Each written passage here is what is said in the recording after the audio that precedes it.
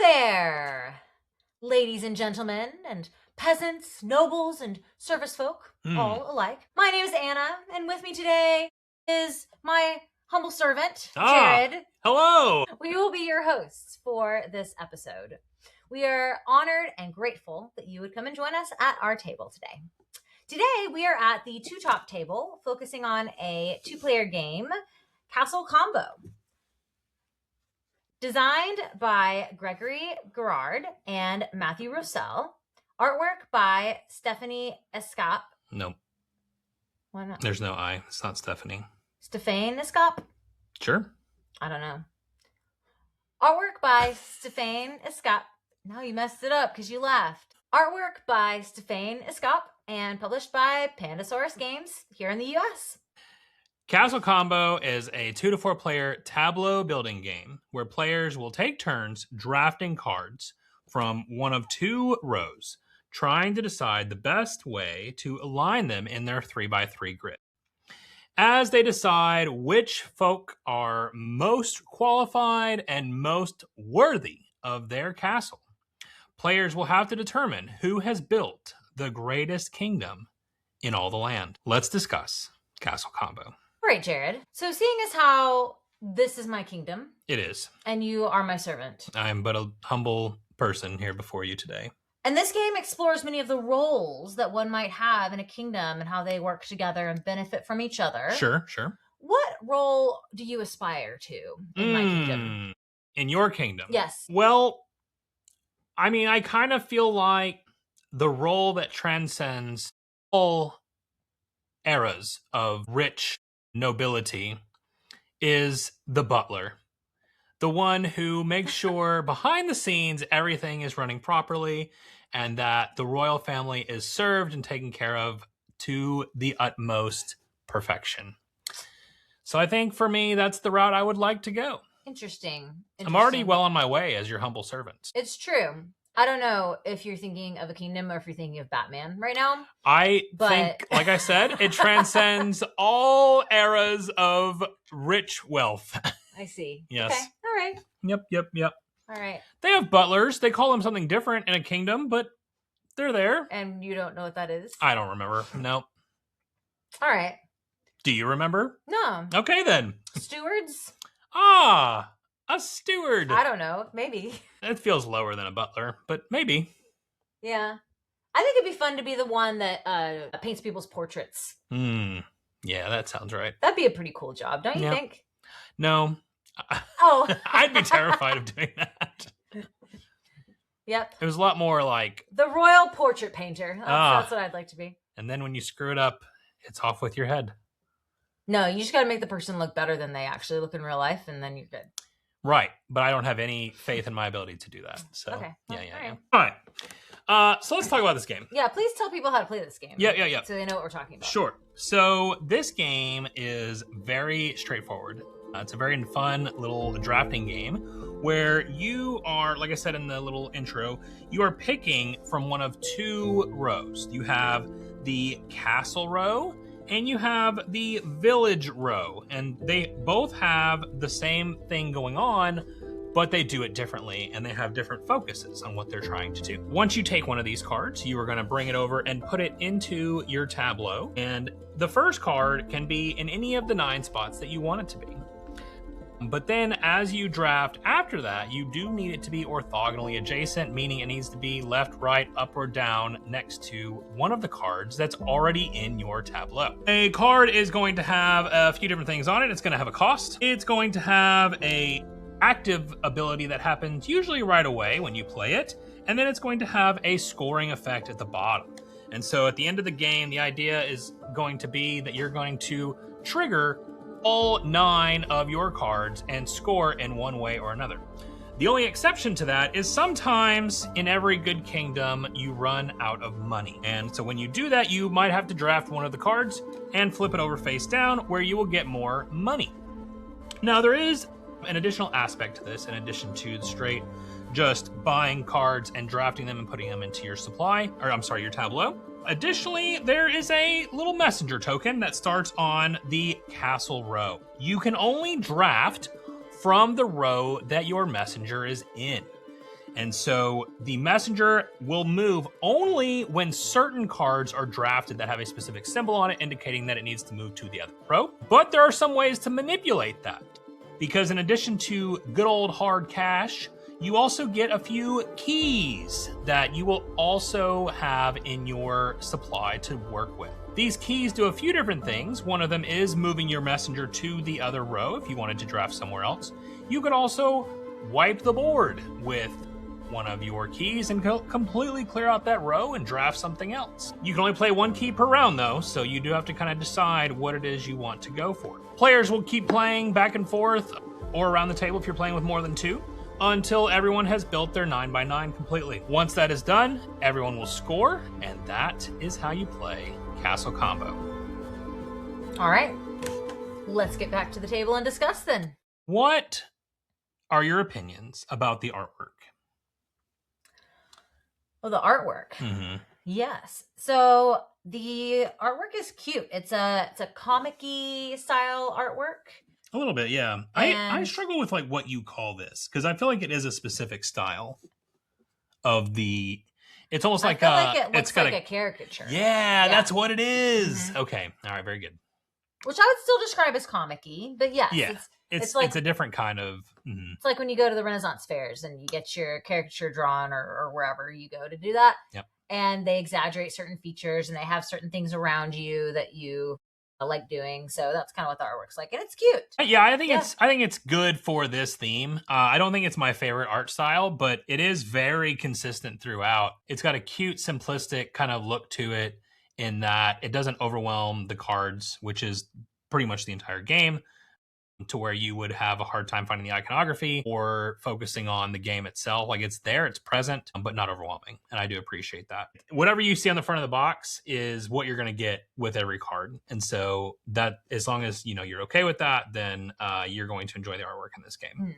It's unique for a Renaissance themed game. I think a lot of times Renaissance themed games go fantasy or go that's true. very, very either fantasy, fairies, things like that, or they go more hyper-realistic knights and kings and things like that. And so I don't know, it's cute. It's a unique art style to do the caricature. It is definitely unique and a little, I guess, in a way, refreshing. So that's cool. What about this game drew you in? Well, you sat down and you said, we're going to play this new game. And I said, true. But I'm kind of tired. It's 10 o'clock at night. And then we we learned the game and played 2 full games. Yeah. By I think we actually played 45 or something. I think we played 3 games that night because it in like an hour. Fast. It was great. So that's what drew me in, because I was already tired and I was like, it's been a big day. I don't know if I want to learn a new game. Mm-hmm. Sometimes it takes an extra brain power, but my goodness, like, you could pretty much just sit down and play. Like, you hardly even had to explain very much, except for it's a 9x9 grid and the things are on the cards. Yeah. So that was nice. I like games that have strategy that you build along the way, and you can build your own strategy. And so you're doing that in the grid, because different cards will score off of each other within the grid. And also, it was very simple to sit down, learn, and to play, to the point that, again, I think that first night we did play 3 games in under an hour, maybe. Yeah, no, I agree. So how about you? Why did you get this game and tell me that you needed to play it at 10 o'clock one night? Well, I pay attention to a lot of the noise in the board game community, and this game has gotten a lot of love. And so I was very curious to see what all the hype was about. And I know with the way that the hype was being spread, I was like, okay, this is probably a lighter game, but I do think that it's got a theme that I like. We both love building kingdoms, and we love being able to do that in various different ways. So the theme drew me in. But then once I started getting into it, I was like, that's all there is to it. And like you're saying, there's a simplicity that makes it very easy to focus on the actual combos as opposed to the rules. So if you're looking for something light, then this is definitely in that space where everybody I've played with, like, it doesn't take very long, and everybody picks it up very quickly just from a quick explanation. And there's, at the same time, lots of different combos to try and put together. I like that there's just enough options that it doesn't feel luck-based too much, because you have different ways of mitigating the board and putting the different cards together to be able to make your combo come to life. Mm-hmm. What is your favorite mechanic in this game? Like how they've put stuff together? Yeah, I think it's got to be the keys. I think keys are worth 1 point apiece at the end of the game if you don't use them, which can be in a 2-player game. That can also be very helpful. But I like when you have card games will always have some level of luck because you don't know what's going to flip up on your turn versus your opponent's turn. And to be able to have tools in games that mitigate that, for me, I just really like that aspect when games put that in. And I like the way that the keys not only helped you move your messenger from one row to the other, but it also lets you wipe the board if for some reason you're like, man, these are just not working with what I'm doing. So for me, that was definitely something that was important. What about for you? I guess I like the varied strategy options. Okay. So you didn't say too much about this in your game blurb. So I'll go ahead and say the cards have kind of different suits. They do. And so there's options of scoring off of different suits or even the placement of different suits on your board. And then they also have the kingdom versus the village tags. And so sometimes you can score off of that. And so I thought that was neat, that it wasn't just centered around one strategy. I mean, I don't think there was this, even though we're both choosing from the same cards, there wasn't a single game that we both were using the same strategy because, that's the only one you can do with these cards. Right. And so I thought that was neat. I thought that you're not just scoring off of, there's some that score off of the absence of other cards in your grid. And there's some that score off of the corners of your grid or off of the high or low. So I liked that there was enough varied strategy that you never really felt stuck. We were talking off screen. I didn't even really, I'm trying to remember. I think there's maybe even only one game that we played that I even had to take a card face down to get more money and keys, because you get an immediate bonus when you play the card and you get the end game scoring ability. And a lot of the immediate bonuses will give you keys and coins. So I never felt that I was at a lack in this game, which is something that sometimes you feel stuck in kingdom builder types of games. And I never felt that in this one, which was nice because there was a variety of strategy. There was always something that you could do, even though we're playing off the same cards. It was rare that I felt like you took something that was my only play.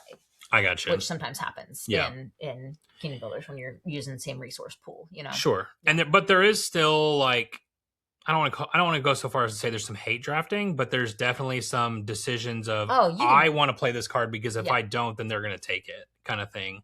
And it will help me. It will help them way more if they have it.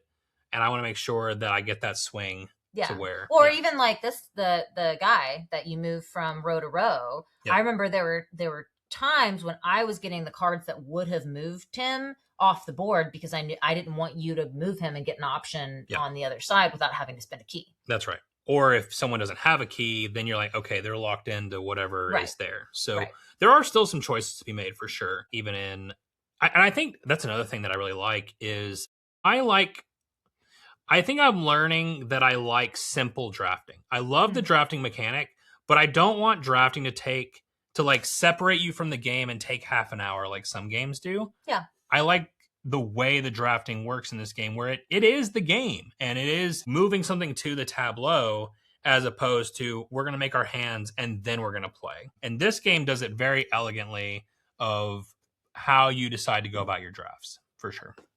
Yeah, I would agree with that. Mm-hmm.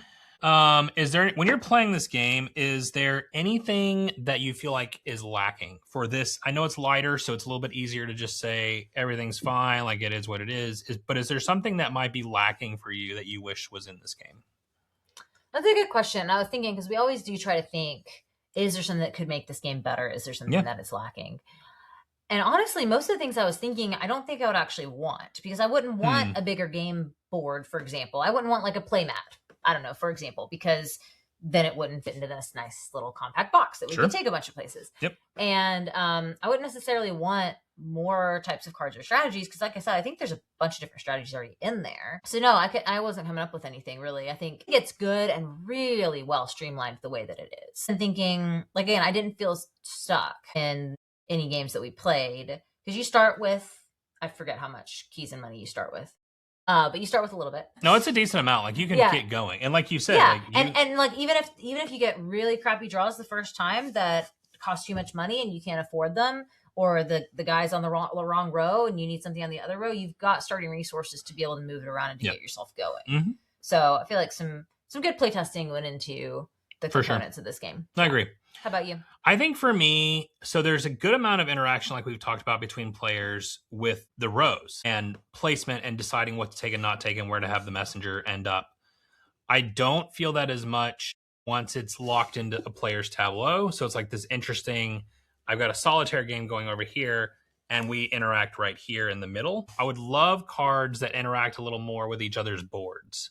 Like that could move a card in somebody's either board, or move a card or score off of something like that. And I think there are a couple that might play into either an immediate effect or something like that. Like it's not completely missing. I just think I wish there was more cards. I do know there's an expansion coming out. I want to say this year. I don't know what's in that box, but I am expecting that there's going to be cards that do something to kind of change the game up a little bit. But if I had my wish list, I would want some more interaction between the players for sure. Yes. And I was thinking because the game plays all the way up to 5. Yep.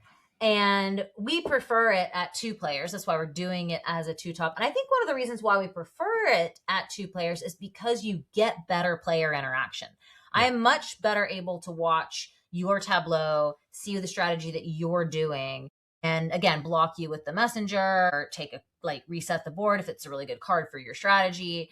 And I would be less able to do that with 4 players. And it'd be a little bit more randomized because once it goes around the table, who knows where the messenger is going to be by my turn? Who knows where? So I think that's one reason why we like it at 2 players is because it provides much better player interaction than I think you have at higher counts. I completely agree. Yeah. I wouldn't want to play this with more than 2 again. It's interesting because you talked earlier about compacting everything into this small box. The antithesis of that is when you start playing with a lot of people, the game almost feels too small because you got people looking at it from the wrong way. And if you're on a big game table, then it kind of gets swallowed up. And with a big group, that's harder. But with 2, you and I can just sit next to each other. We can look at the cards all the same way.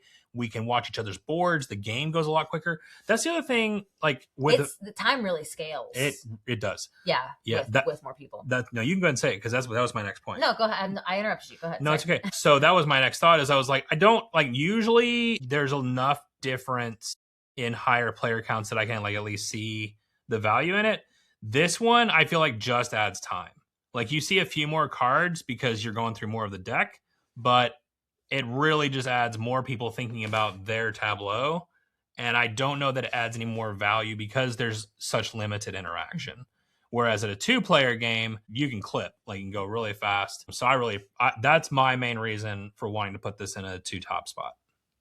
Yeah, I would agree. And like you're saying, going around and more players, you've just got to focus on your own strategy more. You can't focus as much on other people's strategy and on figuring out that. And you don't have as much control over it either. If I had noticed across the table strategy, I couldn't do anything about it anyway. Because most of the cards that you see aren't going to be there. Right. So it feels much more random, like Anna's saying, at those higher counts, for sure. Okay. Well, is there anything else that you want to talk about? We mentioned the compactness. It keeps coming back to that, though, and like a pro and a con. We can take this a lot of places, which is cool. And I do like that. This is the board. And we can play it sitting side by side at a table, which shows the compactness of the game. Even when it's out on the table. Yeah. Yeah. And they're standard playing card size. So even the 3x3 doesn't take up that much room. So yeah, very easy to take. Small box. So not hard to bring with you in a bag or just carrying it by itself. Not quite. You need one more tray table. Going way back as a callback to the 3 tray tables to play this game. To play this game on the airplane. Yeah. So if you get lucky and there's nobody in that middle seat, then you could do it. But outside of that, you would need a different, bigger space. Yeah, definitely a restaurant table. Oh, 100% for your food or things like that. Yeah, for sure, because it also plays quick at 2, so you'd be done by the time they brought food out. Yeah. All right. Any other thoughts that you want to bring up before we call it a day? I think. Again, I like playing this game at 2 players. I like how fast it goes. I like how easy it is to get into it. I mean, it would be one that we could very easily introduce to Faith, even though it says 10 plus. Yeah, I don't know. What are your thoughts on that? I think really that comes down to putting the 9 cards together into one cohesive combo, which is what the game wants you to do. well. Right, because you can get to where every card is comboing another card. In almost, some form or fashion, yeah.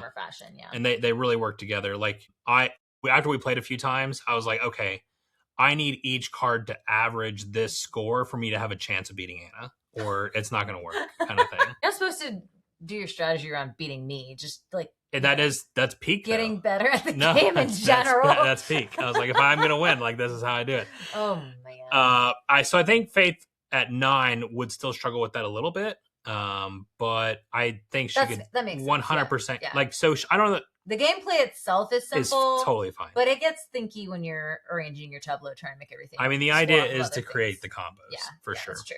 So, Castle combo. I do think it is family friendly, just to jump in, because like we've been saying, I mean, really, like, the big draw of this game is the simplicity and the ability to jump in and play a fun drafting game that gives you something to think about, but it doesn't overstay its welcome. Even at a higher count, I mean, it's longer, but I think you're getting this done in under an hour, kind of thing. So, I think this would be a really good game to pull out for a newer gamer, introducing them to some concepts. Again, you can teach it in less than 5 minutes. Yep. Completely. And so that's going to feel very accessible to somebody, whereas sometimes new games can feel intimidating to new gamers. I think it can also be helpful. It could be a fun game for someone who really likes drafting or putting together those various combos in a tableau. I do think it in this case, it lives up to the hype for a lot of different groups. Yeah, I agree. So, all right. Well, thank you all so much for listening, and we would appreciate any thoughts or feedback you might have on this game. All the links to all the things that we do and the ways that we interact in 2026 are in the description below. Would love for you to reach out in any way that you find most comfortable, and would love to start a conversation. 5-star reviews, subscribing your podcast player of choice, giving a like and a thumb and a whatever on YouTube. I don't know, man. We all know how to do this. So... Tell us how you really feel. He wants to go back to the Renaissance. You have no idea how true that is. Oh, man. Bring back the plague. Oh, my. Didn't we just have one of those, like, 6 years ago? That's so true. Oh, don't do it. Don't do it. Special thanks to Ashley McCaffrey for the cover art. Special thanks to Anna Snyder for the outro music, and to Aleksey Chistilin for the how to play background music. Join us next week as we head back over to the feature table, where Ian and I are going to be taking a look at Estate, Raise the Realm. In the meantime, may your dice rolls and your card draws be blessed, and your experiences at the table be ones to remember forever. Goodbye. See ya.